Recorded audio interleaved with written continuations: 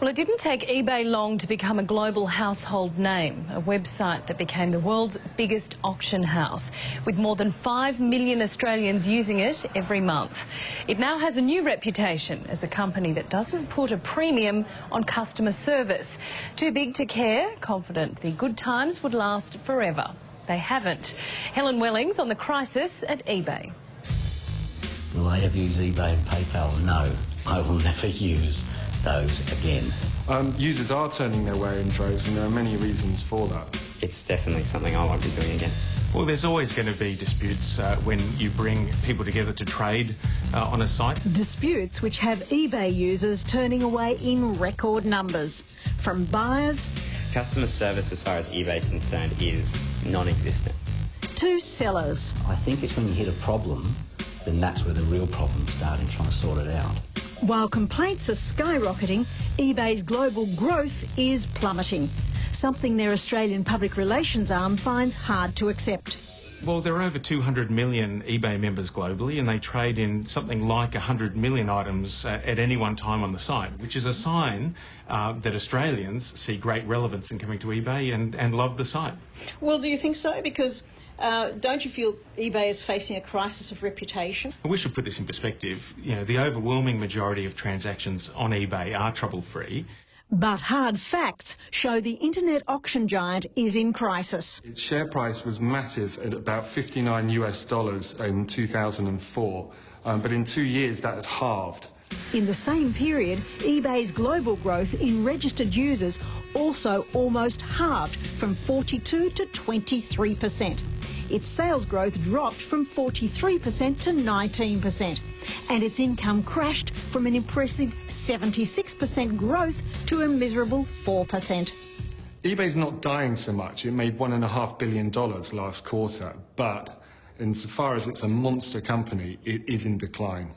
Nick Ross from computing magazine PC Authority says eBay's reluctance to publicly acknowledge its users' many criticisms and fix the problems could be its ultimate downfall. eBay really needs to improve its customer service above all. Too many people are frustrated that they have no recourse when a transaction goes bad. And things do go wrong. A survey by the Communications Law Centre found half the participants experience problems when buying something online, and 2 out of 3 don't bother or give up on getting the problem resolved. eBay's in a difficult position. If only a tiny fraction of its 6 million transactions per day go wrong, that's still thousands of new problems every day to deal with. In perspective, the overwhelming majority of transactions on eBay are trouble-free, and of the problems that are encountered on the site, the vast bulk of those are a communication issue. eBay's Director of Trust and Safety, Alastair McGibbon. My advice to any Australian shopping on eBay is to follow 3 simple rules. Get to know the seller. Look at their feedback, that's their online reputation. Read the description, ask questions if you need to. Pay smart, use PayPal, it protects your identity and you could be covered up to $3,000 in the unlikely event something goes wrong. And lastly, follow the safe trading advice on the site. We're told that they're going to look after us and that they're going to protect us if something goes wrong. So they're saying that they're there to help us out. But if they're not, then why are they lying to us? A keen photographer, Brenton Gooch, thought he found a bargain buying a professional camera lens from an eBay seller for almost $1,000. Months on, he's still waiting for it to arrive. I did everything that we're told to do. I bought on PayPal. I used a bank account attached to PayPal, not a credit card, which they say is safer. And you're told you have that buyer protection. I bought with registered post from what seemed like a respectable seller, which was meant to be in Australia, and I bought with insurance and nothing. Brenton complained to eBay's payment system, PayPal, which sends and receives payments on behalf of users without their financial details being disclosed. He believed he was covered by its $3,000 guarantee, but PayPal claimed the seller had provided proof he'd sent the lens, a registered postal tracking number.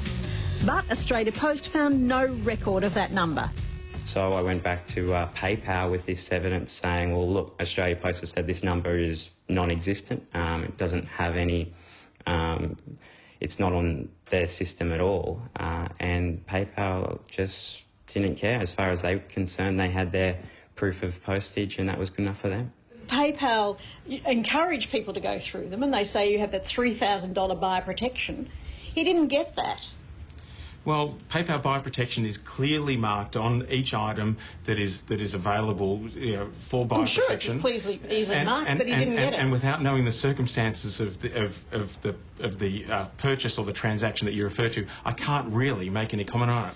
Today Tonight is constantly bombarded with complaints about eBay, from scams to serious fraud.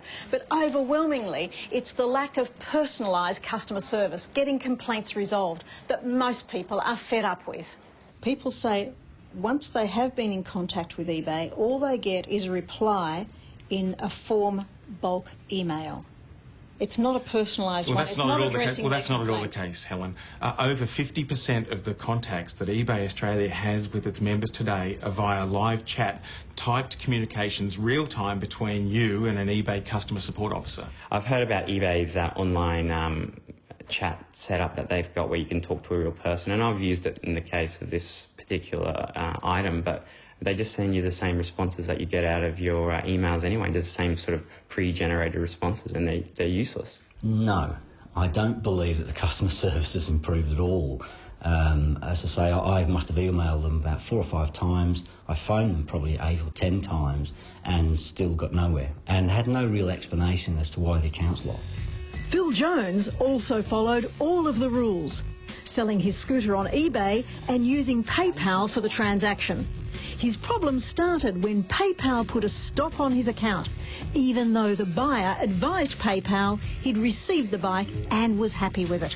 At the moment there's about $7,600 in my PayPal account that I cannot get access to and haven't had access for about a month. Their explanation was unusual activity, which I found unusual itself because I'd just done a transaction to sell something and someone had bought it legitimately, and then it was all stopped. They're just trying to make a profit on eBay, and sort of rip people off to do that is just ruined it. It's, as far as I'm concerned, eBay is dead.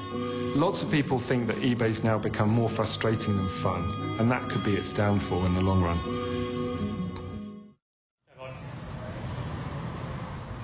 And if you have a problem, first try the customer support link for live help at the bottom of every page. If that doesn't resolve it, contact us through our website. Helen Wellings reporting.